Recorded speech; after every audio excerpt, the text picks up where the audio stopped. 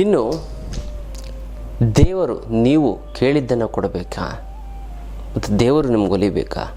ಈ ಸರಳವಾದಂಥ 3 ರಹಸ್ಯವನ್ನು ತಿಳಿಸ್ಕೊಡ್ತೀನಿ. ಅದನ್ನು ಮಾಡಿ ಖಂಡಿತವಾಗ್ಲೂ ಕೂಡ ಭಗವಂತ ನಿಮಗೆ ಒಲಿತಾನೆ. ಅಲ್ಲದು ವಿಶೇಷವಾದಂಥ ಒಂದು ವಿಚಾರ. ದೇವರು ಒಲಿಬೇಕು ಅಂತಂದರೆ ಈ 3 ಸರಳವಾದಂಥ ತಂತ್ರವನ್ನು ಪ್ರತಿನಿತ್ಯ ಮಾಡಿ. ಅದನ್ನು ಖಂಡಿತವಾಗ್ಲೂ ಆಗುತ್ತೆ, ಚೆನ್ನಾಗುತ್ತೆ. ಏನು ಅಂತ ನಾವು ಹೇಳೋದಾಯಿತು ಅಂತಂದರೆ, ದೇವರು ನೀವು ಕೇಳಿದ್ದನ್ನು ಕೊಡಬೇಕು ಅಂತಂದರೆ, ದೇವರು ಒಲಿಸ್ಕೊಳ್ಬೇಕು ಅಂತಾರೆ ಈ 3 ರಹಸ್ಯವನ್ನು ನೀವು ಮಾಡಿಕೊಳ್ಳಿ. ತುಂಬ ಚೆನ್ನಾಗುತ್ತೆ, ತುಂಬ ಒಳ್ಳೆಯದಾಗ್ತಾ ಬರುತ್ತೆ. ಯಾವುದು ಆ ಒಂದು ರಹಸ್ಯ ಅಂತಂದರೆ, ಇನ್ನೂ ಅನೇಕ ರೀತಿಯಂಥ ಅದ್ಭುತವಾದಂಥ ವಿಚಾರ ತಿಳಿಸ್ಕೊಡ್ತೀನಿ. ಅದಕ್ಕಿಂತ ಮುಂಚೆ ನೀವು ವಿನಯ್ ಯೋಗಿ ಗುರೂಜಿ ಅಂತ ಯೂಟ್ಯೂಬ್ ಚಾನಲ್ಗೆ ನೀವು ಲೈಕ್ ಮಾಡಿ, ಸಬ್ಸ್ಕ್ರೈಬ್ ಆಗಿ, ಮತ್ತು ಬೆಲ್ ಬಟನನ್ನು ಒತ್ತಿ. ಮತ್ತು ಫೇಸ್ಬುಕ್ ಮತ್ತು ಇನ್ಸ್ಟಾಗ್ರಾಮಲ್ಲೂ ಕೂಡ ಲೈಕ್ ಮಾಡಿ, ಶೇರ್ ಮಾಡಿ, ಮತ್ತು ಫಾಲೋವನ್ನು ಮಾಡಿಕೊಡಿ.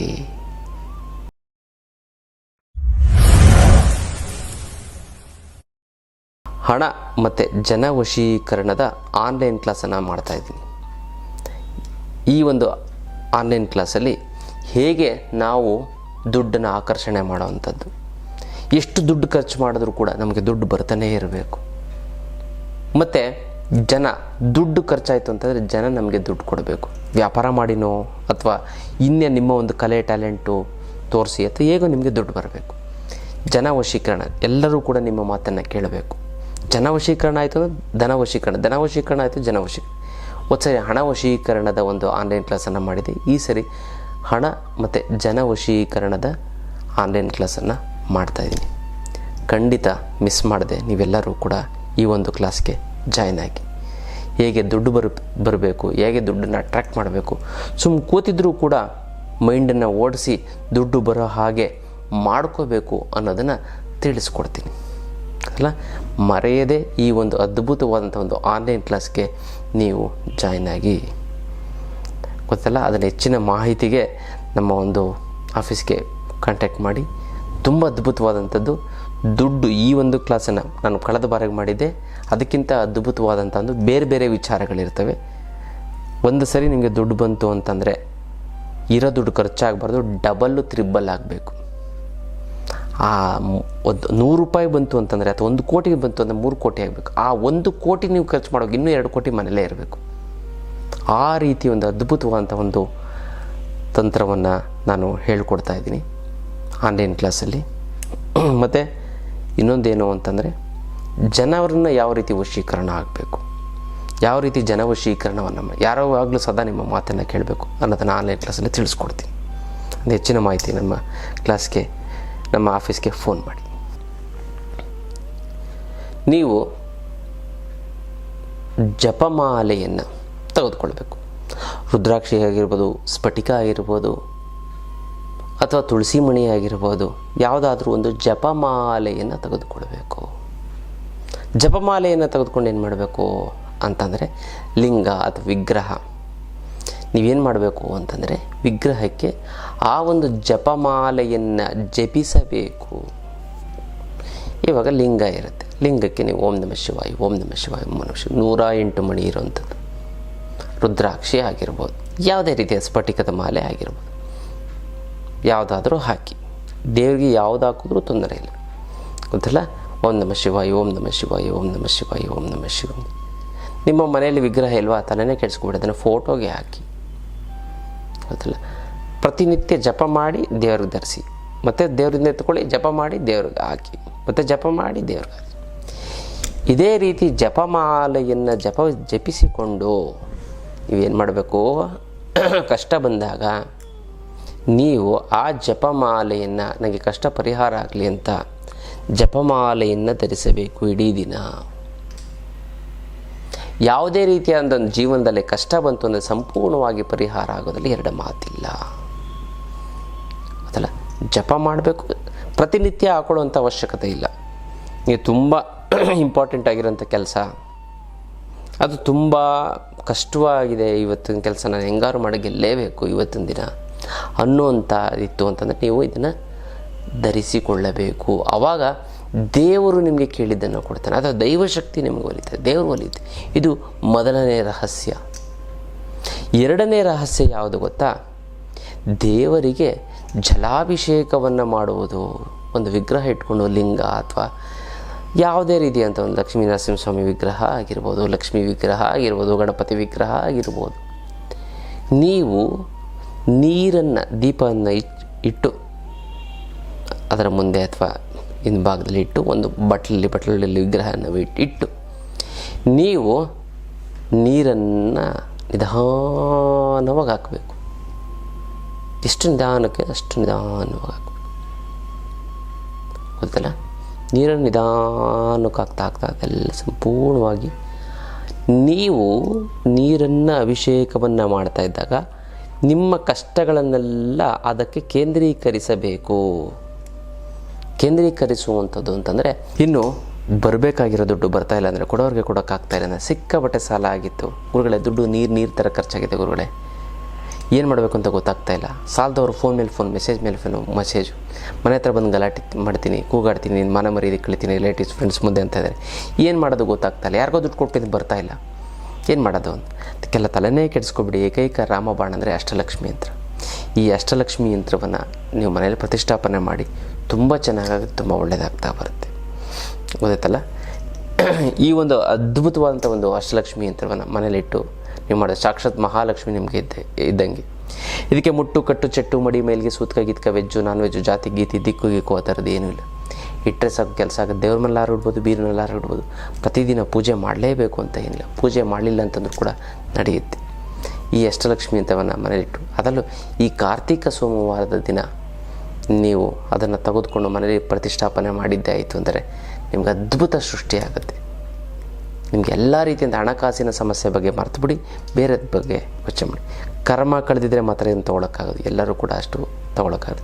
10 ಬಾರಿ ಸಂಕಲ್ಪ ಮಾಡಿ, 11ನೇ ಬಾರಿ ಸ್ಟ್ರಾಂಗಾಗಿ ಮಾಡಬೇಕು. ನೀವು ಎಷ್ಟು ಸ್ಟ್ರಾಂಗಾಗಿ ಮಾಡುತ್ತೋ ನಿಮ್ಮ ಮನೇಲಿ ಹೇಗೋ ಬಂದು ನಿಮ್ಗೆ ಅಷ್ಟಲಕ್ಷ್ಮಿ ಯಂತ್ರ ಬಂದಿರುತ್ತೆ, ನಾನು ಕೊಟ್ಟಿರುವಂಥದ್ದು. ನಾವು ಕೊರಿಯಲ್ಲಿ ಕಳಿಸೋದಕ್ಕಾಗೋದಿಲ್ಲ, ನೇರವಾಗಿ ಖುದ್ದು ನನಗೆ ಭೇಟಿಯಾಗಿ ತೆಗೆದುಕೊಂಡು ಹೋಗಿ. ನಿಮ್ಮ ಸಮಸ್ಯೆಯನ್ನು ಮರೆತು ಬಿಡಿ. ಹಣಕಾಸಿನ ಸಮಸ್ಯೆಗೆ ರಾಮಬಾಣ ಇನ್ನೇನೂ ಇಲ್ಲ, ಅದಕ್ಕೆ ಅಷ್ಟಲಕ್ಷ್ಮಿ ಯಂತ್ರವೇ ಗೊತ್ತಲ್ಲ, ಅದನ್ನು ಮಾಡ್ಕೊಳ್ಳಿ. ತುಂಬ ಅದ್ಭುತವಾದಂಥ ಒಂದು ಅಷ್ಟಲಕ್ಷ್ಮಿ ಯಂತ್ರ. ಅದರಲ್ಲಿ ಹೇಳಿಕೊಳ್ಳುವಂಥದ್ದು ನಿಮ್ಮ ಕಷ್ಟಗಳು, ನಿಮ್ಮಲ್ಲಿರುವಂತಹ ಒಂದು ಎನರ್ಜಿ ಅಥವಾ ವೈಬ್ರೇಷನ್ಸು ಆ ನೀರಿನಲ್ಲಿ ಮಿಕ್ಸ್ ಆಗಿ ಅದು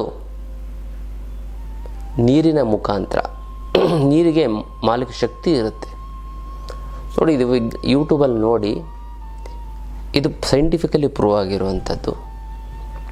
ಎಲ್ಲವೂ ಕೂಡ ಸೈಂಟಿಫಿಕಲಿ ಪ್ರೂವ್ ಆಗಿರುವಂಥದ್ದೇ. ಬಟ್ ಅದು ನಾವು ಅದರ ಬಗ್ಗೆ ಗಮನ ಹರಿಸಿಲ್ಲ, ಗೊತ್ತಾಯ್ತಲ್ಲ. ಏನು ಅಂತಂದರೆ, ಒಂದು ಲೋಟ, ಗಾಜಿನ ಲೋಟ, ಆ ಗಾಜಿನ ಲೋಟವನ್ನು ಒಂದು ಕೈ ಮೇಲೆ ಇಟ್ಕೊಂಡಿದ್ದ ಮೇಲೆ ಇಟ್ಕೊಂಡು ಚೆನ್ನಾಗಿ ಬೈರಿ. ಅಂದರೆ ಕೆಟ್ಟ ಮಾತಲ್ಲಿ ಅಥವಾ ಏನಾರು ಇನ್ನು ಸರಿ ಇಲ್ಲ, ನೀನು ಹಂಗೆ ಹಿಂಗೆ ಅಂತ ಬೈರಿ. ಒಂದು ಕಡೆ ಎತ್ತಿಟ್ಕೊಳ್ಳಿ. ಇನ್ನೊಂದು ಗಾಜಿನ ಲೋಟದಲ್ಲಿ ನೀರು ಹಾಕಿ ಶುದ್ಧವಾದಂಥ ಅದರಲ್ಲಿ ಒಂದು ಸಂಕಲ್ಪವನ್ನು ಹಂಗೆ ಇಟ್ಕೊಳ್ಳಿ. ಅದರಲ್ಲಿ ಹೊಗಳಿ, ನೀನು ತುಂಬ ಒಳ್ಳೆಯದಾಗ್ತದೆ, ನೀನು ಕೋಟಿ ಪಾಪ ಕಳೆಯುವಂಥ ಗಂಗೆ ನೀನು ಅಂತ ಹೊಗಳಿ. ಆಮೇಲೆ ಇದರಲ್ಲಿರುವಂತಹ ಒಂದು ನೀರಿನ ಹನಿಯನ್ನು ಬೈದಿರ್ತಿರಲ್ಲ, ಅದರಲ್ಲಿರುವಂಥ ಒಂದು ನೀರಿನ ಹನಿಯನ್ನು ಮೈಕ್ರೋಸ್ಕೋಪಲ್ಲಿ ನೋಡಿ, ಮಾಲಿಕ್ಯೂಲ್ಸ್ನ ನೋಡಿ. ಅದರಲ್ಲಿ ಹೆಂಗಿರುತ್ತೆ ಅಂದರೆ ವಿಚಿತ್ರವಾಗಿ ಚಿಕ್ಕ ಇರುತ್ತೆ, ಕೆಟ್ಟದಾಗಿರುತ್ತೆ. ಅದಾದಮೇಲೆ ಹೊಗಳಿರುವಂತಹ ಒಂದು ನೀರಿನ ಒಂದು ಅಂಶವನ್ನು ಹನಿನ ತೆಗೆದುಕೊಂಡು ಅದನ್ನು ಹಾಕಿ ಮೈಕ್ರೋಸ್ಕೋಪಲ್ಲಿ ನೋಡಿ ಮಾಲಿಕ್ಯೂಲ್ಸ್. ಅದು ಎಷ್ಟು ಚೆನ್ನಾಗಿರುತ್ತೆ ಅಂದರೆ ರಂಗೋಲೆ ಬಿಟ್ಟಿರುವಂತಹ ರೀತಿಯಲ್ಲಿರುತ್ತೆ. ನಿಮ್ಮ ಬೈಗಳೇ ಎಷ್ಟು ಇದಾಗುತ್ತೆ ಅಂದರೆ ನೀರು ಎಷ್ಟು ಥರ ಇದನ್ನು ಕ್ರಿಯೇಟ್ ಮಾಡುತ್ತೆ ಅಂತ ಯೂಟ್ಯೂಬಲ್ಲಿ ಇದರಲ್ಲಿ ನೋಡಿ. ವಾಟರ್ ಮಾಲಿಕ್ಯೂಲ್ಸ್ ಪಾಸಿಟಿವ್ ಎನರ್ಜಿ ಅಂತ ಸುಮ್ಮನೆ ಹಾಕಿ ಅದರಲ್ಲಿ ಯೂಟ್ಯೂಬ್ಸೆಲ್ಲ ಬರುತ್ತೆ, ಗೊತ್ತಲ್ಲ. ಆವಾಗ ನೀವೇನು ಮಾಡಬೇಕು ಅಂತಂದರೆ, ನೀವು ಜಲಾಭಿಷೇಕವನ್ನು ಮಾಡ್ತಾ ಮತ್ತೆ ಕೇಂದ್ರೀಕರಿಸಿ ನಿಮ್ಮಲ್ಲಿರುವಂಥ ಒಂದು ಎನರ್ಜಿ ದೇವರ ಮೇಲೆ ಇದು, ದೇವರು ಆ ಒಂದು ಪಾಸಿಟಿವ್ನ ಆ ನೆಗೆಟಿವಿಟಿ ಅನ್ನೋದು ಕನೆಕ್ಟೇಷನ್ ಆಗಿ ನೆಗೆಟಿವ್ ಪಾಸಿಟಿವ್ ಒಂದು ಇದಾಗಿ ಅದನ್ನು ಹಂಗೆ ಹರಿದು ಹೋಗುತ್ತದೆ. ಆವಾಗ ನಿಮ್ಮ ಸಮಸ್ಯೆಗಳು ಬರ್ತಾ ಹೋಗುತ್ತೆ. ದೇವರು ನಿಮಗೆ ಒಲಿತಾನೆ, ಮತ್ತು ದೇವರು ನಿಮಗೆ ಕೇಳಿದ್ದನ್ನು ಕೊಡುತ್ತೆ. ನಿಮ್ಮ ಕಷ್ಟಗಳಲ್ಲಿ ಹೇಳ್ಕೊತ ಅಂತ ಈ ಥರಪ್ಪ ನಾನು ಫೇಲ್ ಆಗಿಬಿಟ್ಟಿದ್ದೀನಿ, ಪಾಸ್ ಆಗಲಿ, ಅಥವಾ ಇಂಥ ದುಡ್ಡು ಬರ್ತಾಯಿಲ್ಲ, ಅದೆಲ್ಲ ಕಷ್ಟ ಪರಿಹಾರ ಆಗೋದು. ನಿಮ್ಮ ದುಡ್ಡು ಬರುತ್ತೆ, ನೀವು ಪಾಸ್ ಆಗ್ತೀರಾ, ನಿಮ್ಗೆ ಹೊಗಳ್ತಾರೆ ಜನ, ಸಾಧನೆಗೆ ಅನುಕೂಲ ಆಗುತ್ತೆ. ಇದೊಂದು ಎರಡನೇ ರಹಸ್ಯ. ಇದು ಮೂರನೆಯ ರಹಸ್ಯವನ್ನು ಹೇಳ್ತೀನಿ. ದೇವಸ್ಥಾನಕ್ಕೆ ಪ್ರತಿನಿತ್ಯ ಹೋಗಬೇಕು. ಅದರ ಮುಂದೆ ಕುಳಿತುಕೊಂಡು ಮನಸ್ಸಾರೆ ದೇವರ ಮುಂದೆ ಫ್ರೀ ಇರ್ಬೇಕಾದ್ರೆ ಶಿರಬಾರ್ದು. ದೇವಸ್ಥಾನ ದೇವರ ವಿಗ್ರಹವನ್ನು ನೋಡ್ತಾ, ದೇವರ ಮೂರ್ತಿಯನ್ನು ನೋಡ್ತಾ ಎದುರುಗಡೆ ಹೊಗಳಿ, ಮನಸಾರೆ ಹೊಗಳಿ, ಭಗವಂತ ನೀನು ನಂಗೆ ಅದು ಕೊಟ್ಟಿದೆಯಾ, ಇದು ಕೊಟ್ಟಿದೆಯಾ, ಕಣ್ಣು ಕೊಟ್ಟಿದೆಯಾ, ಕೈ ಕೊಟ್ಟಿದೆಯಾ, ಕಾಲು ಕೊಟ್ಟಿದೆಯಾ, ಎಲ್ಲ ಆರೋಗ್ಯಮಯವಂತ ದೇಹವನ್ನು ಕೊಟ್ಟಿದೆಯಾ, ತುಂಬ ಖುಷಿ ಆಗ್ತಾಯಿದೆ. ಇಷ್ಟೆಲ್ಲ ಕೊಟ್ಟಿದ್ದಿ, ಇದೊಂದು ಸಣ್ಣ ಸಮಸ್ಯೆ ಬಗೆಹರಿಸಲ್ಲ, ನೀವು ಬಗೆಹರಿಸ್ತೀವಿ ಬಿಡು, ನನಗೆ ನಿನ್ನ ಸಂಪೂರ್ಣವಾದಂಥ ನಂಬಿಕೆ ಇದೆ ಅಂತ ಹೇಳಿ ಸಾಕು. ಗೊತ್ತೈತಲ್ಲ, ನಿಮ್ಮ ಭಗವಂತ ಆ ಸಮಸ್ಯೆನ ಬಗೆಹರಿಸ್ಬಿಡ್ತಾರೆ. ಬಟ್ ಮನಸ್ಸಾರೆ ಹೇಳಬೇಕು, ಮನಸ್ಸಿನಲ್ಲಿ ಹೇಳ್ಕೋಬೇಕು. ಇದು ಮೂರನೇ ದೈವ ರಹಸ್ಯ. ಗೊತ್ತೈತಲ್ಲ, ಇದನ್ನು ಮಾಡ್ಕೊಳ್ಳಿ. ದೇವರು ಒಲಿತಾನೆ ನಿಮ್ಮ ಕಷ್ಟಗಳು ಪರಿಹಾರ ಆಗ್ತಾ ಬರುತ್ತೆ. ನಿಮ್ಮ ಇಷ್ಟಾರ್ಥಗಳು ಸಿದ್ಧಿ ಆಗುತ್ತೆ. ದುಡ್ಡು, ಹೆಣ್ಣು, ಹೊಣ್ಣು, ಮಣ್ಣು ಎಲ್ಲವೂ ಕೂಡ ನಿಮಗೆ ಬರ್ತಾವೆ. ಅದ್ಭುತವಾದಂಥ ಒಂದು ವಿಚಾರ. ಮಾಡ್ಕೊಳ್ಳಿ, ತುಂಬ ಚೆನ್ನಾಗುತ್ತೆ, ತುಂಬ ಒಳ್ಳೆಯದಾಗ್ತಾ ಬರುತ್ತೆ. ಗೊತ್ತಲ್ಲ, ಯಾರ್ಯಾರಿಗೆ ದೇವರು ಒಲಿಬೇಕು ಅಂತ ಅಂದ್ಕೊಂಡು ಅವ್ರು ನಿಮ್ಮ ಹೆಸರನ್ನ ಕಮೆಂಟ್ ಮಾಡಿ. ಅಮ್ಮ ಮಹಾಲಕ್ಷ್ಮಿ ನಿನ್ನ ಆಶೀರ್ವಾದ ಸದಾ ನನ್ನ ಮೇಲೆ ಅವರಿಗೆ ನನಗೆ ಶತಕೋಟಿ ನಮಸ್ಕಾರ ಅಂತ ಕಮೆಂಟ್ ಮಾಡಿ ಕಳಿಸಿ. ನಾನು ಇಲ್ಲಿ ಸಂಕಲ್ಪವನ್ನು ಮಾಡ್ತೀನಿ, ನೀವಲ್ಲಿ ತಂತ್ರವನ್ನು ಮಾಡಿ. ಒಂದಕ್ಕೊಂದು ಸೇರಿ ತುಂಬ ಚೆನ್ನಾಗಿ ತುಂಬ ಒಳ್ಳೆಯದಾಗ್ತಾ ಬರುತ್ತೆ. ಅದೆಲ್ಲ ವಿಶೇಷವಾದಂಥ ಒಂದು ತಂತ್ರದ ವಿಚಾರ. ಇನ್ನು ಆಧ್ಯಾತ್ಮ ಪಯಣ ಅಂತ ನಾವು ಈ ಬಾರಿ ಇಲ್ಲಿ ಹೋಗ್ತಾ ಇದ್ದೀವಿ ಅಂತಂದರೆ ಪೂರಿ ಜಗನ್ನಾಥಕ್ಕೆ ಹೋಗ್ತಾ ಇದ್ದೀವಿ. ಇಲ್ಲಿ ಸಾಕ್ಷಾತ್ ಕೃಷ್ಣನ ಒಂದು ಹೃದಯದ ಭಾಗ, ಕೃಷ್ಣನ ಹೃದಯ ಅಲ್ಲಿದೆ. ಹಾಗಾಗಿ ಅಂತ ಒಂದು ಪವಿತ್ರವಾದಂಥ ಒಂದು ಪುಣ್ಯಕ್ಷೇತ್ರಕ್ಕೆ ನಾವೆಲ್ಲ ಹೋಗೋಣ. ಹಾಗಾಗಿ ಖಂಡಿತ ನೀವು ಕೂಡ ಬನ್ನಿ, ಆ ಒಂದು ಸಾಕ್ಷಾತ್ ಕೃಷ್ಣನ ಅನುಗ್ರಹವನ್ನು ನೀವು ಪಡ್ಕೊಳ್ಳಿ. ಅದರ ಬಗ್ಗೆ ಹೆಚ್ಚಿನ ಮಾಹಿತಿಯನ್ನು ನಮ್ಮ ಒಂದು ಆಫೀಸ್ಗೆ ಕರೆ ಮಾಡಿ ನೀವು ಅದರ ಬಗ್ಗೆ ತಿಳ್ಕೊಳ್ಳಿ. ಅದ್ಭುತವಾದಂತಹ ಒಂದು ಇದು ಆಧ್ಯಾತ್ಮ ಪಯಣ. ಸಾಕ್ಷಾತ್ ಶ್ರೀ ಕೃಷ್ಣನನ್ನು ನಾವು ಆರಾಧನೆ ಮಾಡುವಂಥದ್ದು. ಯಾಕಂದರೆ ನಾವು ಭಗವಂತನ ಒಲಿಸ್ಕೊಳ್ಳೋದಕ್ಕೆ ಏನು ಮಾಡಬೇಕು ಅಂದರೆ ದರ್ಶನವನ್ನು ಮಾಡಬೇಕು. ದರ್ಶನವನ್ನು ಮಾಡಿ ನಮ್ಮ ಒಂದು ಹೃದಯದಲ್ಲಿ ಇಟ್ಕೊಳ್ಬೇಕು. ಯಾರ್ಯಾರು ಪೂರಿ ಜಗನ್ನಾಥನ ಒಂದು ದರ್ಶನವನ್ನು ಮಾಡ್ತಿರೋ ಅವ್ರಿಗೆ ಹಾರ್ಟ್ ಅಟ್ಯಾಕ್ ಅನ್ನುವಂಥದ್ದು ಆಗೋದೇ ಇಲ್ಲ. ಅಂಥ ಒಂದು ಅದ್ಭುತವಾದಂಥ ಒಂದು ಮಹಾನ್ ಭಾವ ಶ್ರೀಕೃಷ್ಣ ಪರಮಾತ್ಮ. ಕೃಷ್ಣ ಮುಂದೆ ಜಗದ್ಗುರುಮ್ ಅಂತ. ಖಂಡಿತವಾಗ್ಲೂ ಕೂಡ ನಾವೆಲ್ಲರೂ ಕೂಡ ಆ ಒಂದು ಆಧ್ಯಾತ್ಮ ಪಯಣಕ್ಕೆ ನಾವು ಹೋಗೋಣ. ಜನವರಿ ತಿಂಗಳಲ್ಲಿರುತ್ತೆ. ಹೆಚ್ಚಿನ ಮಾಹಿತಿಗೆ ನಮ್ಮ ಒಂದು ಆಫೀಸ್ಗೆ ಕಾಲ್ ಮಾಡಿ. ಈ ವಧುವರರ ಮಾಹಿತಿ ಕೇಂದ್ರ, ಈ ಒಂದು ಮಾಹಿತಿ ಕೇಂದ್ರ ಅಂದರೆ ನಮ್ಮ ಹತ್ರ ತುಂಬ ಒಳ್ಳೊಳ್ಳೆ ಜಾತಕ ಇರುವಂತಹ ಹೆಣ್ಣು ಮತ್ತು ಗಂಡುಗಳು ಬರ್ತವೆ. ಗುರುಗಳು ಯಾರು ಇದ್ದರೆ ನೋಡಿ ಅಂತ ಹೇಳ್ತಾರೆ. ಹಾಗಾಗಿ ಅದಕ್ಕೊಂದು ವೇದಿಕೆಯನ್ನು ಸೃಷ್ಟಿ ಮಾಡಿ ನಾವು ಸುಮಾರು ಜನಕ್ಕೆ ಹೆಣ್ಣು ತೋರಿಸುವಂಥದ್ದು, ಗಂಡು ತೋರಿಸುವಂಥದ್ದು ಮಾಡಿದೆ. ತೋರಿಸುವಂಥದ್ದು ಅಂದರೆ ಅವ್ರಿಗೆ ಪ್ರೊಫೈಲ್ ಕಳಿಸಿ ಇಷ್ಟ ಆಯಿತು ಅವರು ಮಾತಾಡ್ಕೋತಾರೆ. ಅದ್ಭುತವಾದಂಥ ಒಂದು ಹೆಣ್ಣು ಗಂಡಿನ ಒಂದು ಮಾಹಿತಿ ಸಿಗುತ್ತೆ. ಇದು ಉಚಿತವಾಗಿರುತ್ತೆ. ನಿಮಗೂ ಒಂದು ಹೆಣ್ಣು ಗಂಡಿನ ಒಂದು ಮಾಹಿತಿ ಬೇಕು ಅಂತಂದರೆ ನಮ್ಮ ಆಫೀಸಿಗೆ ಫೋನ್ ಮಾಡಿ ನಿಮ್ಮ ಬಯೋಡೇಟಾ ಮತ್ತು ಫೋಟೋವನ್ನು ಕಳಿಸಿ. ಒಳ್ಳೆಯ ವಧು ಮತ್ತು ವರರು ಸಿಕ್ತು ಅಂತಂದರೆ ಖಂಡಿತವಾಗ್ಲೂ ಕೂಡ ಅವರ ಒಂದು ಸಂಪರ್ಕವನ್ನು ನಿಮಗೆ ಮಾಡಿಸೋದಕ್ಕೆ ನಾವು ಪ್ರಯತ್ನ ಪಡ್ತೀವಿ. ಈಗಾಗಲೇ ಈ ಥರ ಮಾಡಿ ಸುಮಾರು ಒಂದು 40 ಮದುವೆಗಳು ನಮ್ಮ ಕಡೆಯಿಂದ ಆಗಿದೆ. ಹಾಗಾಗಿ ನಿಮ್ಮ ಕಡೆ ಅಥವಾ ನಿಮ್ಮ ಫ್ರೆಂಡ್ಸು ರಿಲೇಟಿವ್ಸು ಇತ್ತು ಅಂತಂದರೆ ಅವ್ರ ಫೋಟೋ ಬಯೋಡೇಟಾ ನಮಗೆ ಕಳಿಸಿ. ಇದು ಉಚಿತವಾಗಿರುತ್ತೆ. ಖಂಡಿತವಾಗೂ ಕೂಡ ಇದೆಲ್ಲ ಒಂದು, ಯಾಕಂದರೆ ಒಂದು ಮದುವೆ ಮಾಡೋಂಥದ್ದು ಒಂದು ಪುಣ್ಯದ ಕೆಲಸ. ಹಾಗಾಗಿ ಒಂದು ವಧುವರರ ಮಾಹಿತಿ ಕೇಂದ್ರಕ್ಕೆ ನೀವೆಲ್ಲರೂ ಕೂಡ ಭಾಗಿಯಾಗಿ.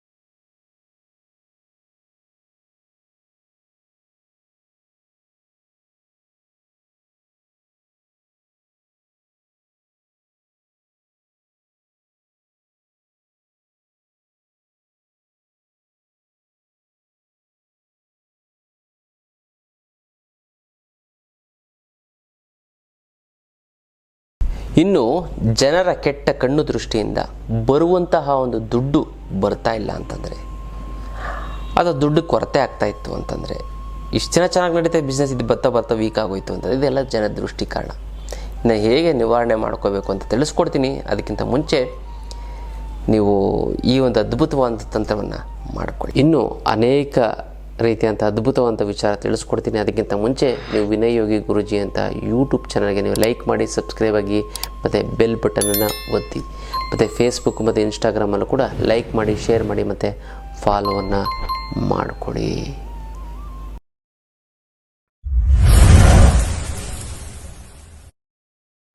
ಹಣ ಮತ್ತು ಜನ ವಶೀಕರಣದ ಆನ್ಲೈನ್ ಕ್ಲಾಸನ್ನು ಮಾಡ್ತಾಯಿದ್ದೀನಿ.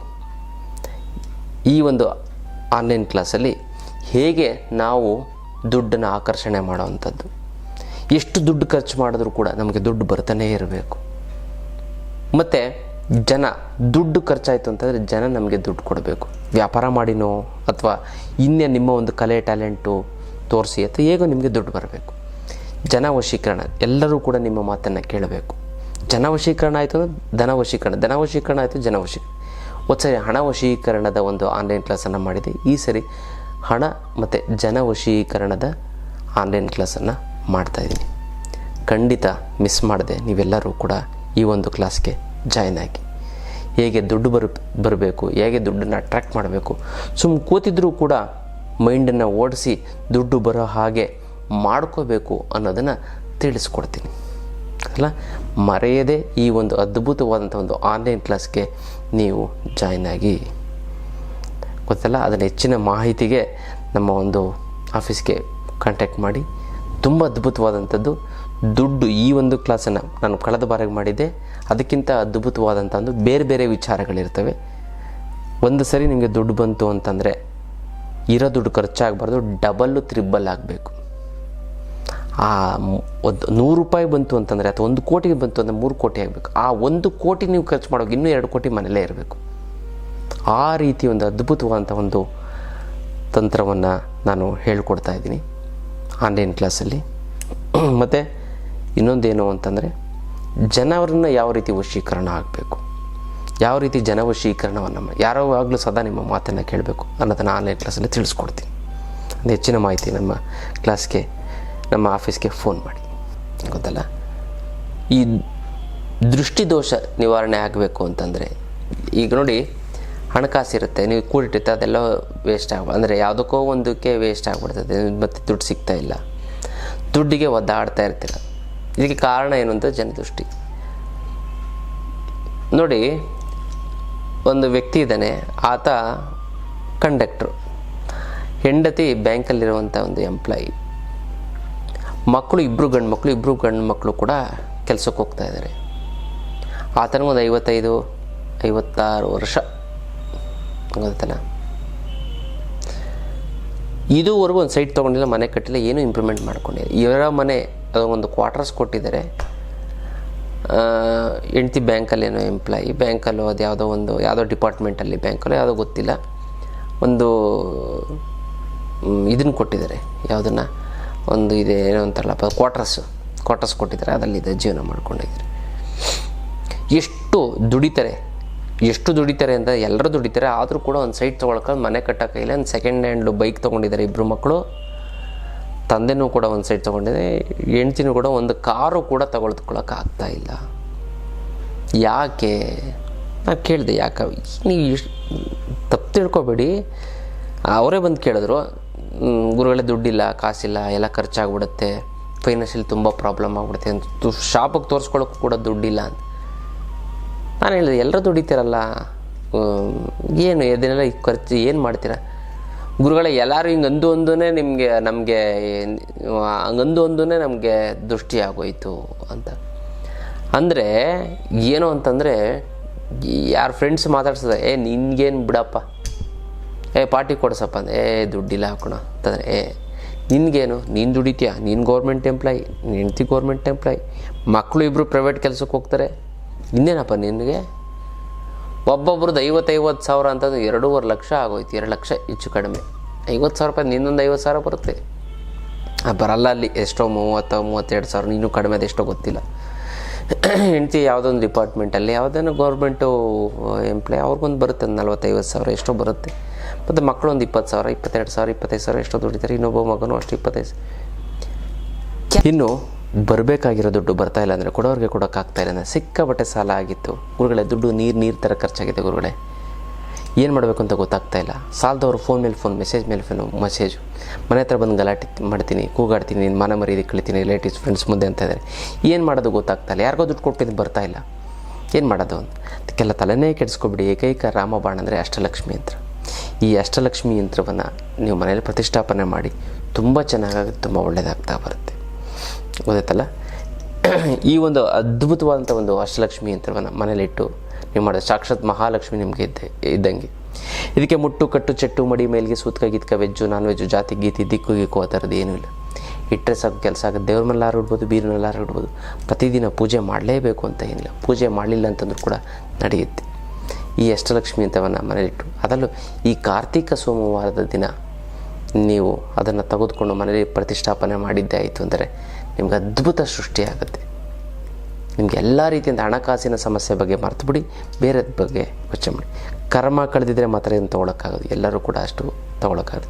10 ಬಾರಿ ಸಂಕಲ್ಪ ಮಾಡಿ 11ನೇ ಬಾರಿ ಸ್ಟ್ರಾಂಗಾಗಿ ಮಾಡಬೇಕು. ನೀವು ಎಷ್ಟು ಸ್ಟ್ರಾಂಗಾಗಿ ಮಾಡುತ್ತೋ ನಿಮ್ಮ ಮನೇಲಿ ಹೇಗೋ ಬಂದು ನಿಮ್ಗೆ ಅಷ್ಟಲಕ್ಷ್ಮಿ ಯಂತ್ರ ಬಂದಿರುತ್ತೆ, ನಾನು ಕೊಟ್ಟಿರುವಂಥದ್ದು. ನಾವು ಕೊರಿಯಲ್ಲಿ ಕಳಿಸೋದಕ್ಕಾಗೋದಿಲ್ಲ, ನೇರವಾಗಿ ಖುದ್ದು ನನ್ನ ಭೇಟಿಯಾಗಿ ತೆಗೆದುಕೊಂಡು ಹೋಗಿ ನಿಮ್ಮ ಸಮಸ್ಯೆಯನ್ನು ಮರೆತು ಬಿಡಿ. ಹಣಕಾಸಿನ ಸಮಸ್ಯೆಗೆ ರಾಮಬಾಣ ಇನ್ನೇನೂ ಇಲ್ಲ, ಅದಕ್ಕೆ ಅಷ್ಟಲಕ್ಷ್ಮಿ ಯಂತ್ರವೇ ಗೊತ್ತಲ್ಲ, ಅದನ್ನು ಮಾಡ್ಕೊಳ್ಳಿ. ತುಂಬ ಅದ್ಭುತವಾದಂಥ ಒಂದು ಅಷ್ಟಲಕ್ಷ್ಮಿ ಯಂತ್ರ. ಎಲ್ಲ ಬರುತ್ತಲ್ಲ ನಿಮಗೆ, ಏನಕ್ಕೆ ಅಂತ ಎಲ್ಲ ಲೆಕ್ಕ ಹಾಕ್ಬಿಡ್ತಾರಂತೆ. ಹಿಂಗೆ ಮಾತಾಡ್ತಿದ್ದಾಗ ಸಾಕು, ನೋಡಮ್ಮ ನಿನ್ಗೆ ಇಷ್ಟೊಂದು 50,000 2 ಲಕ್ಷ ಬಿಡಪ್ಪ, ನಿನಗೇನು ಕುಬೇರ ಅಂತ ಒಂದು ಒಂದು ಒಂದು ಒಂದು ಒಂದು ಏನೇನೋ ಸಮಸ್ಯೆಗಳಾಗಿ ತೊಂದರೆಗಳಾಗಿ ಏನೋ ಸಾಲ ಮಾಡಿಕೊಂಡು ಸಾಲಕ್ಕೆ ತೀರಿಸಿ, ಆ ಸಾಲಕ್ಕೆ ಇನ್ನೊಂದು ಸಾಲ ಆಗಿ ಇಬ್ಬರು ದುಡಿತಾರೆ. ಒಂದು ಒಡವೆ ಮಾಡಿಸ್ಕೊಳಕ್ಕಾಗಿಲ್ಲ, ಒಂದೊಂದು ಸೈಟ್ ತೊಗೊಳಕ್ಕಾಗಿಲ್ಲ, ಒಂದು ಕಾರ್ ತೊಗೊಳಕ್ಕಾಗಿಲ್ಲ, ಒಂದು ಮನೆ ತಗೊಳಕ್ಕಾಗ್ತಲ್ಲ. ಯಾಕೆ ಎಲ್ಲರೂ ಕ್ಯಾಲ್ಕುಲೇಷನ್ ಮಾಡ್ತಾರಂತೆ, ಇವ್ರು ಇಂಥವ್ರು ಬಿಡಪ್ಪ ನಿನಗೇನು, ಬಟ್ ಆದರೂ ಕೂಡ ಇಂಪ್ರೂವ್ಮೆಂಟ್. ಈಗಲೂ ಕೂಡ ನೋಡಪ್ಪ, ಒಂದು ಸೈಟು ತೊಗೊಂಡಿಲ್ಲ ಅಂತಂದರೆ ನಿನ್ಗೇನು ಬಿಡಪ್ಪ, ಕೋಟ್ಯಾಧೀಶ್ವರ ದುಡ್ಡು ಇಟ್ಟಿರ್ತೀಯ ನೀನು, ಹೇಳಲ್ಲ ನೀನು ಅಂತ ಅಂತಾರಂತೆ. ಬಟ್ ಇಲ್ಲಿ ಬಂದು ಗುರುಗಳೇ ನಮ್ಗೆ ಪ್ರಾಬ್ಲಮ್ ಆಗ್ಬಿಟ್ಟಿದೆ, ನಮಗೆ ದುಡ್ಡು ಬರುತ್ತೆ 10ನೇ ತಾರೀಕು ಮೇಲೆ ದುಡ್ಡು ಇರಲ್ಲ, 15ನೇ ತಾರೀಕು ಎಲ್ಲ ಸಂಬಳದವ್ರನ್ನೇ. 1ನೇ ತಾರೀಕೆ ಸಂಬಳ ಆಗುತ್ತೆ, ಎಲ್ಲೋಗುತ್ತೆ ಎಲ್ಲಿ ಬರುತ್ತೆ ಗೊತ್ತಾಗಲ್ಲ.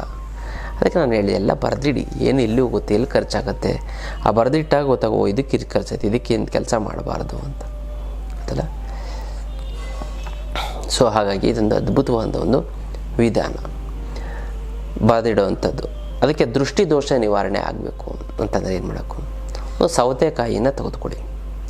ಈ ಸೌತೆಕಾಯಿನ ತೆಗೆದುಕೊಂಡು ಅದಕ್ಕೆ ಕಪ್ಪು ಮಸಿಯನ್ನು ಬಳಿಯಿರಿ. ನೋಡಿ, ದುಡ್ಡು ಜನ ದೃಷ್ಟಿಯಿಂದ ದುಡ್ಡು ಹಾಳಾಗ್ತಾಯಿತ್ತು ಅಂತಂದರೆ ಇದನ್ನು ಸಿಂಪಲ್ ಆಗಿರೋದು ಮಾಡಿ. ಸೌತೆಕಾಯಿನ ತೆಗೆದುಕೊಂಡು ನೀವು ಏನು ಮಾಡಿ ಅಂತಂದರೆ, 1 ರೂಪಾಯಿ ಕಾಯಿನು, ಒಂದು ವಿಳ್ಯದೆಲೆ ಮತ್ತು 1 ರೂಪಾಯಿ ಕಾಯಿನು ಕಪ್ಪು ಫುಲ್ಲು ಸೌತೆಕಾಯಿಗೆ ಸಂಪೂರ್ಣವಾಗಿ ಅದಕ್ಕೆ ಬಳೆದು ಬಿಡಿ. ಕಪ್ಪು ಕಾಡಿಗೆ ಕಪ್ಪು ಮಸಿ ಅಥವಾ ಕಪ್ಪು ಬಣ್ಣ ಬಳೆದ್ಬಿಟ್ಟು ನೀವೇನು ಮಾಡಿ ಅಂತಂದರೆ, ಇದು ಖರ್ಚು ಮಾಡಬೇಕಾದ್ರೆ ಬರೀ ಒಂದು 5 ರೂಪಾಯಿ ಸೌತೆಕಾಯಿ, 1 ರೂಪಾಯಿ ಕಾಯಿನು, 1 ರೂಪಾಯಿ 2 ರೂಪಾಯಿ ವಿಳ್ಯದ, 10 ರೂಪಾಯಲ್ಲಿ ಮುಗಿದೋಗ್ಬಿಡ್ತದೆ. ಎಂಥ ದೃಷ್ಟಿ ಇದ್ರೂ ನಿವಾರಣೆ ಮಾಡ್ಕೊಬೋದು. ಬಳೆದ್ಬಿಟ್ಟು ನೀವೇನು ಮಾಡಿ ಅಂತಂದರೆ, ಒಂದು 3 ದಾರಿ ಕೊಡುವಂಥ ಜಾಗದಲ್ಲಿ ಒಂದು ವಿಳ್ಯದೆಲೆ ಮತ್ತು 1 ರೂಪಾಯಿ ಕಾಯಿನು, ಈ ಸೌತೆಕಾಯಿ ತೊಗೊಂಡಿರ್ತಲ್ಲ ಕಪ್ಪು ಬಣ್ಣ ಬರುತ್ತೆ, ಅದನ್ನು ನಿವಾಳಿಸಿ 1 2 3 9 ಸರಿ ಕ್ಲಾಕ್ ವೈಸ್ ಮತ್ತು ಆ್ಯಂಟಿ ಕ್ಲಾಕ್ 1 2 3 4 5 6. ಆಮೇಲೆ ಎತ್ತಿ ರಪ್ ಅಂತ ಅದ್ರ ಮೇಲೆ ಹೊಡಿ, ಯಾವುದ್ರ ಮೇಲೆ, ವಿಳ್ಯದೆಲೆ ಮತ್ತು 1 ರೂಪಾಯಿ ಕಾಯಿನು ಹೊಡೆದ್ಬಿಟ್ಟು ಬಂದ್ಬಿಡಿ.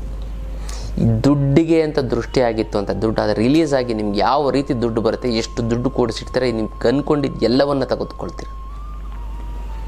ಸೊ ಹಾಗಾಗಿ ಇದೊಂದು ಅದ್ಭುತವಾದಂಥ ಒಂದು ತಂತ್ರವನ್ನು ಮಾಡ್ಕೊಳ್ಳಿ, ತುಂಬ ಚೆನ್ನಾಗುತ್ತೆ, ತುಂಬ ಒಳ್ಳೆಯದಾಗ್ತಾ ಬರುತ್ತೆ ಅಂತಲ್ಲ. ಇದು ವಿಶೇಷವಂತ ಒಂದು ಅದ್ಭುತವಾದ ತಂತ್ರ. ಇನ್ನು ಆಧ್ಯಾತ್ಮ ಪಯಣ ಅಂತ ನಾವು ಈ ಬಾರಿ ಇಲ್ಲಿ ಹೋಗ್ತಾ ಇದ್ದೀವಿ ಅಂತಂದರೆ ಪೂರಿ ಜಗನ್ನಾಥಕ್ಕೆ ಹೋಗ್ತಾ ಇದ್ದೀವಿ.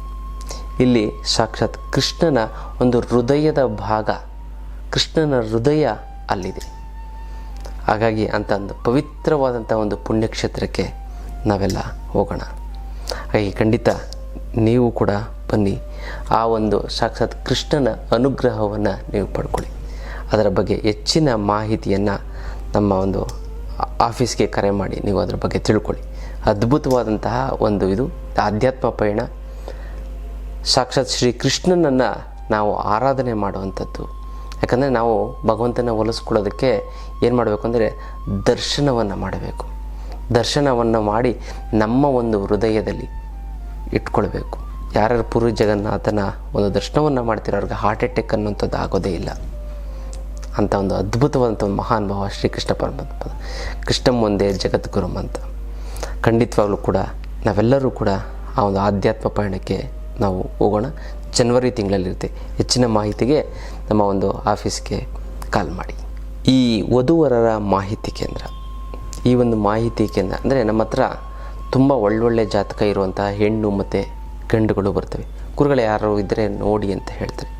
ಹಾಗಾಗಿ ಅದಕ್ಕೊಂದು ವೇದಿಕೆಯನ್ನು ಸೃಷ್ಟಿ ಮಾಡಿ ನಾವು ಸುಮಾರು ಜನಕ್ಕೆ ಹೆಣ್ಣು ತೋರಿಸುವಂಥದ್ದು, ಗಂಡು ತೋರಿಸುವಂಥದ್ದು ಮಾಡ್ತಾರೆ. ಅಂದರೆ ತೋರಿಸುವಂಥದ್ದು ಅಂದರೆ ಅವ್ರಿಗೆ ಪ್ರೊಫೈಲ್ ಕಳಿಸಿ ಇಷ್ಟ ಆಯಿತು ಅವರು ಮಾತಾಡ್ಕೋತಾರೆ. ಅದ್ಭುತವಾದಂಥ ಒಂದು ಹೆಣ್ಣು ಗಂಡಿನ ಒಂದು ಮಾಹಿತಿ ಸಿಗುತ್ತೆ. ಇದು ಉಚಿತವಾಗಿರುತ್ತೆ. ನಿಮಗೂ ಒಂದು ಹೆಣ್ಣು ಗಂಡಿನ ಒಂದು ಮಾಹಿತಿ ಬೇಕು ಅಂತಂದರೆ ನಮ್ಮ ಆಫೀಸಿಗೆ ಫೋನ್ ಮಾಡಿ ನಿಮ್ಮ ಬಯೋಡೇಟಾ ಮತ್ತು ಫೋಟೋವನ್ನು ಕಳಿಸಿ. ಒಳ್ಳೆ ವಧು ಮತ್ತು ವರರು ಸಿಕ್ತು ಅಂತಂದರೆ ಖಂಡಿತವಾಗ್ಲೂ ಕೂಡ ಅವರ ಒಂದು ಸಂಪರ್ಕವನ್ನು ನಿಮಗೆ ಮಾಡಿಸೋದಕ್ಕೆ ನಾವು ಪ್ರಯತ್ನ ಪಡ್ತೀವಿ. ಈಗಾಗಲೇ ಈ ಥರ ಮಾಡಿ ಸುಮಾರು ಒಂದು 40 ಮದುವೆಗಳು ನಮ್ಮ ಕಡೆಯಿಂದ ಆಗಿದೆ.